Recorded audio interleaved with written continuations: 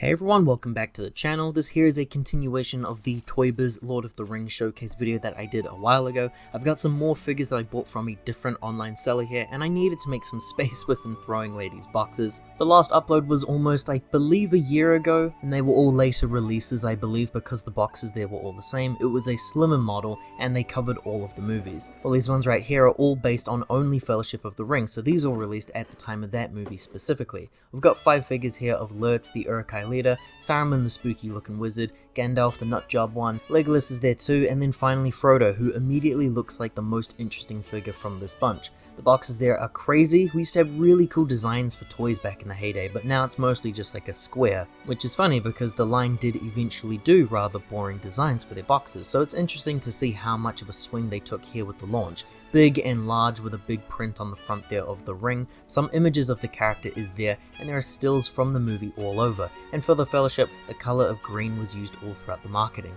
You can see there that the price back in the day was $18.99 NZD. From memory, all action figure based toys for me were $20 or less. If I adjust for inflation today in NZD, this is about $33. The back of the boxes there for Toybiz were always intriguing to me when I was a kid. They began the Marvel Legends line as well before Hasbro took over, so those Marvel Legends toys of the 2000s also featured the same kind of thing. There were drawn images on the back that would show the main features of your toy and how it would work. Gandalf here is showing off his staff and sword, and we have a character roster there as well. I'll quickly then show off Saruman's packaging, who is practically the exact same as Gandalf, but the back features his special gimmicks instead. He features the Palanthea as his accessory as well as his magic staff. There's also an orb there of the Eye of Sauron, the same figure roster as we had with Gandalf before. I should mention here that these had a release date of 2001. And really quick now, in rapid fire motion, we'll take a look at the others. Lurtz there is one of the few from the series that I don't have, so this was a rather exciting purchase, but this guy does feature an issue that the seller did not inform me of.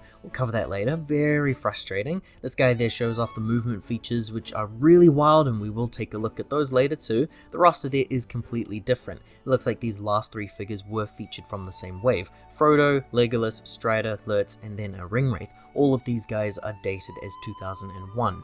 So those are the 3 toys that appear in good condition. These next 2 are looking rather rough. It's a sun-damaged box design for both of these guys. The backs there show their features. Legolas has some archery gimmicks, which most of the Legolas figures would eventually replicate later down the line, and the Frodo figure features a crazy backdrop, which was the main selling point for me for this guy. This Frodo figure was re-released a few times, but he would always be released without the backdrop, so this is the ideal variant. All of these figures here were pre-opened, which makes things rather easy. People talk about the rarity and keeping the value of your toys in the boxes all the time, but these all still seem to be rather affordable here in the aftermarket space in NZ. This here is the full collection on display, some really cool and enticing stuff there. The quality of the figures there is a lot better than I thought, given that they are from a pre-owned owner. Some of these figures are better than others, and some I wonder if that's an age thing, or maybe that is the previous owner's issue. We'll cover that when we get to Saruman. Starting off with Gandalf though, one of the figures I didn't already own in my collection. I should mention I do own these figures from just bundles and re-releases and toys from my past. Gandalf and Lurtz were the only 2 that I don't have in my collection already, so they were the biggest selling factors when I bought this collection. This guy's dated. It looks really tragic looking. It's a cool likeness and depiction for the book material, maybe. It just doesn't really look like Ian McKellen to me. And this guy's main feature is his robe, which kind of locks him into this static pose. If we remove that, we get a little bit more range within his movements. It's a rubber-like material, and it's the same as the hat. It feels kind of weird. I think it works for a display, but these toys were more so made with the younger collector in mind. I've got some other Gandalf the White figures who would feature better articulation and better key details. You can see he's got a switch on his back there, which does trigger his arm to go flying. The other arm there has free movements to do with as you please, but this arm here with the staff is supposed to feature a light up function, which won't work here obviously due to age. The staff there connects to these activators which are on his hand. They link the circuit, and that would make the light appear on that staff, but I'm just going to have to use it for whacking. Once you put that code on, you can't access that feature anymore. It's pretty tricky to get some movements with this thing on. Now Legolas here is one of the first ones to cover that I do already own in my collection. My toy was heavily played with though when I was a kid, so he's got scars and marks all over him, so this makes for a good replacement for me. You can tell just by looking at him and his very natural pose that he's got some fancy gimmick just lined up waiting for us. This arm here features joints for bends, but it also makes that clacking noise because it's linked to his legs. The other arm is fine, it just kind of does its own thing. The left leg also seems to function fine, but the right leg is linked onto that arm. You'll see why. If you squeeze his legs, it it'll have him fling his arm up in the air to grab a weapon from his quiver. It's that type of function that works on paper and in theory, but not really in execution. It still requires some childlike imagination to work properly. I can't quite grab the blade there, and I can't get him to quite grab that arrow either. So as for like a throwing action, if you had the blade loosely in his hands, you might be able to get somewhere there. It looks cool and it's very nostalgic for me, but it's not like it's the most useful move for battle. He also has a bow there with a working string. The string there is a plastic like wire. I'm pretty sure the last one we looked at a couple months ago was a string bow. And then this is me messing around with the rapid fire like movement feature for just a target practice. It's more comedic if anything. He's fun, and I'm glad to replace my old toy for a nicer looking, fresher one, but future figures would be better in my eyes. And next up is Saruman, and he's the first figure here to feature a pretty crazy looking accessory. I really love weird inclusions like this, and the world building type accessories are the best kinds for me. These are rather expensive or rarer finds with current mainline toys like from Hasbro, so it's cool to see this in a throwback. Yeah, but the first issue I have with this guy comes with his colors. I don't know why he looks like this. I don't even really know what color you would call this. It surely has to be an age thing. It looks like I could potentially clean him and make him appear as a brighter white, and that's something I would be interested in trying. Like his bro Gandalf, he too features a switch on his back so that he can fling his staff towards an enemy. It looks to be just as effective. The staff fits into his hand, which is sealed closed permanently. It's a little weird to get it in just because of how thin that piece is, but it does work. One thing I noticed with Saruman here is that you really have to have his staff sitting by his robes off to the side slightly. If you try to have his staff actually sit down the robe, it becomes warped like so.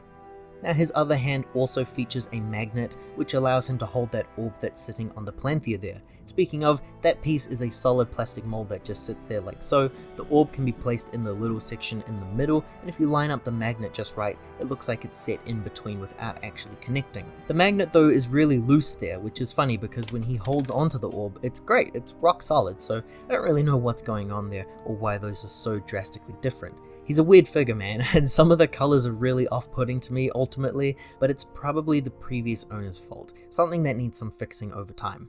Lurtz is bizarre. I've said that a lot about a lot of these figures, I know, but he's the only other figure that I didn't have in my collection previously. This newborn variant of him is from when he's born in the forge, so it doesn't feature any armor or weapon-like accessories. And get this, he's got movements here in his arms like I'm showing you, but once you release those arms, they'll go flying back down. This works no matter which way you move his limbs, and the reason for this is because of that play feature.